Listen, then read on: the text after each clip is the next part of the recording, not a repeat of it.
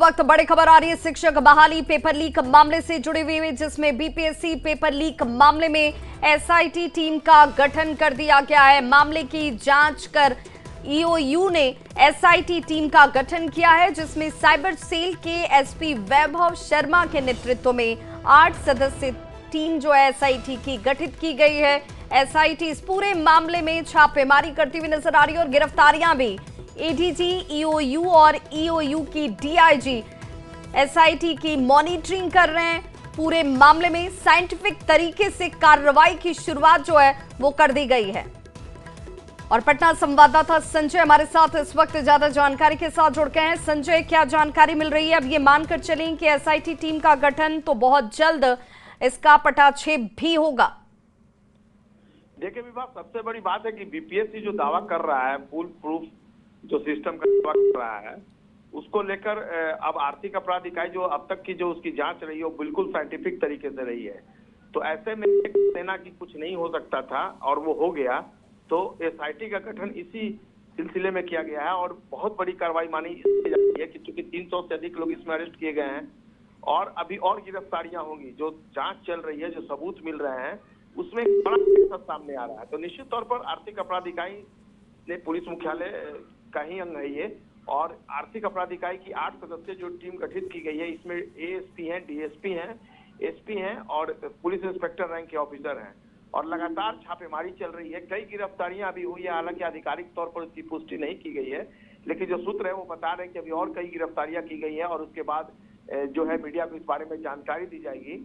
लेकिन जो अब जांच जो है वो आगे बढ़ रही है। ऐसे में एसआईटी का गठन इस बात को साबित करता है कि ये बहुत बड़ा मामला है, जिसका आने वाले दिनों में कई दिनों तक जो कार्रवाई है वो लगातार। संजय, बड़ा सवाल ये कि परीक्षा को रद्द किया जाएगा या नहीं किया जाएगा। बीपीएससी इस पर फैसला लेने वाला है, तो कब तक ये फैसला हो सकता है, इसे लेकर कोई जानकारी?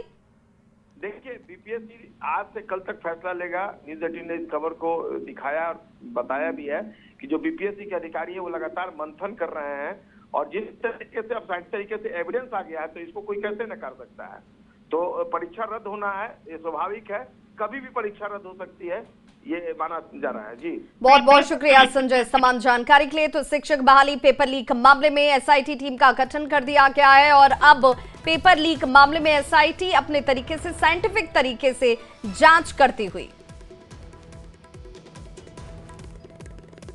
और चलिए अब देखते हैं। कहा जा सकता है कि ये हाई लेवल मीटिंग है और जो नए चेयरमैन है, क्योंकि परीक्षा के बाद नए चेयरमैन जो है वो अपना ज्वाइन किए थे पद पर और उसके बाद कहीं ना कहीं बड़ी चुनौती के साथ वो ज्वाइन किए हैं, क्योंकि पेपर लीक की बात आ रही है और आर्थिक अपराध इकाई की जो रिपोर्ट है उसमें इस बात की पुष्टि कर दी गई है कि पेपर कहीं ना कहीं लीक हुआ है।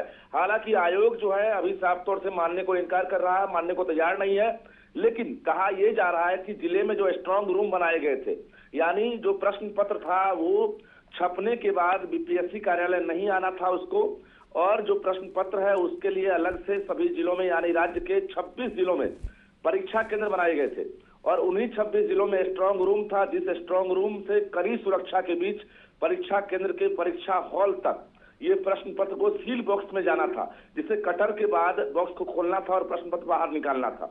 लेकिन इस बीच स्ट्रांग रूम से आखिर ये कैसे लीक हुआ, कैसे जो अभ्यर्थी हैं उन तक ये प्रश्न पहुंचा है, ये तमाम चीज को लेकर हाई लेवल मीटिंग है और कई अधिकारी जो है रडार पर है।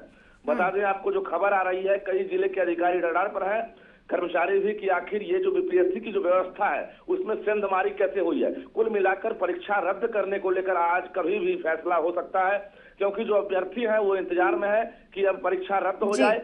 जो मेरिट वाले हैं उनके मेरिट की हत्या हो रही है।